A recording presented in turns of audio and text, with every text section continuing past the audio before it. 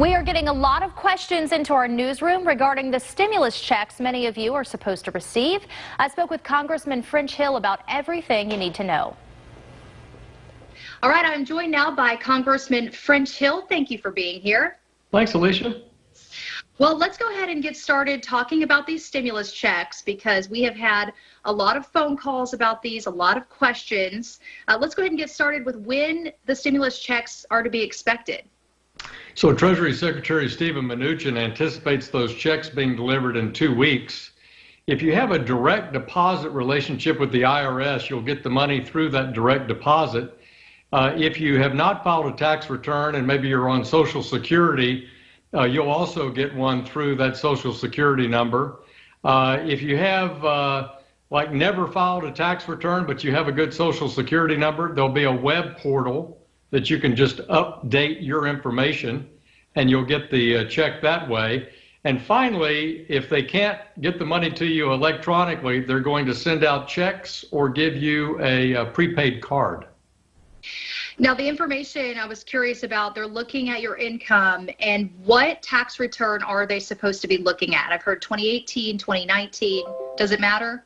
No, I don't think so. I think they're looking at 18 or 19, whichever one has been filed with the IRS.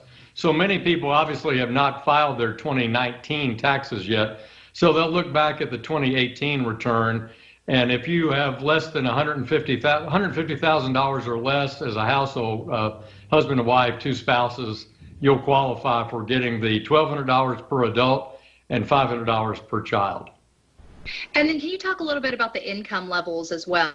Because I know there's been some questions on income levels, a single adult living at home by themselves versus a married couple.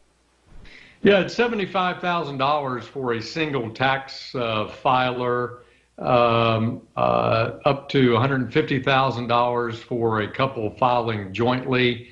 There is a little intermediate amount, I think, of $112,000 if you're a person married but filing separately. But I think that $75,000 benchmark and that $150,000 benchmark is a decent one for couples to consider, or single people filing their income taxes. And then also a credit for children as well?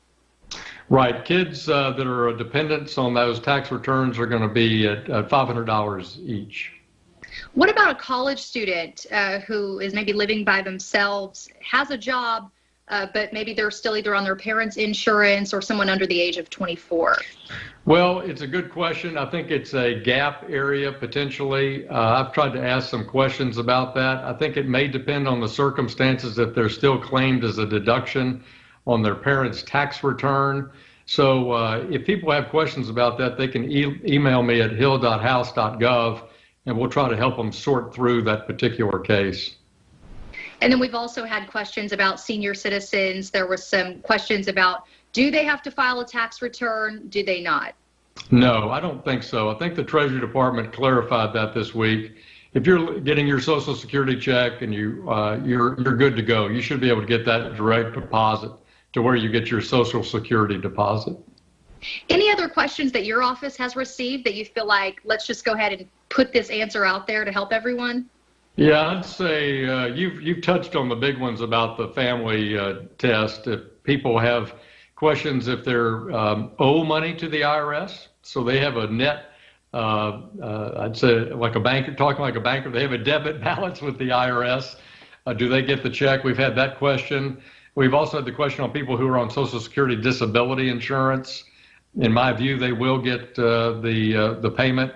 And I think the person who owes money to the IRS may well get the payment too. How that's going to be handled, I'm not sure if it helps them directly or if it helps them with their obligation to the IRS. So these are the kinds of questions that we're researching for folks. And have you heard anything as well about child support? I've heard those that owe child support may be in question as well. Yeah, I treat that the same way. And I'm still in the state of learning what the answers to some of these questions are. We'll report back to you and you can post answers. I think that'd be a good way to go. Yeah, many of us still getting a lot of those questions involved. Right. Sounds like a lot of what everyone's going through right now. You just have to hold on and be patient. Amen.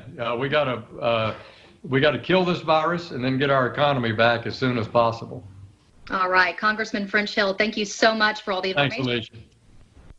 All right, so we did get many of those questions answered from his office just a few moments ago. Those on the screen, but here it is again in case you missed it. Just to recap, dependents above the age of 16 will not get a check. That includes high school and college students between 17 and 24 if they're claimed as a dependent on someone's tax return. So even if they normally work and file taxes themselves, still not getting a check. If you are on Social Security disability, yes, you will receive a stimulus check. If you owe back taxes, generally your stimulus money will not be withheld. And if you owe back child support or spousal support payments, that's an example where the IRS would typically garnish money from tax refunds, but based on tax filing, it's only the parent who lists the child as their dependent who would receive that extra $500 that they're getting per child.